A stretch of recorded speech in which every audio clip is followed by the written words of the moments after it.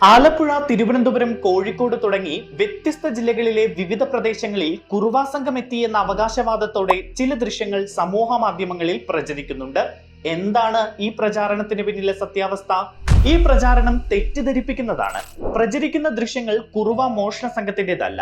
പ്രചരിക്കുന്ന CCTV ദൃശ്യങ്ങളിൽ 2024 June 6 എന്ന തീയതിയാണ് കാണുന്നത്. ഇത് ചഡ്ഡി ഗ്യാങ് എന്നറിയപ്പെടുന്ന മോഷണ സംഘത്തിന്റെ ദൃശ്യങ്ങളാണ്.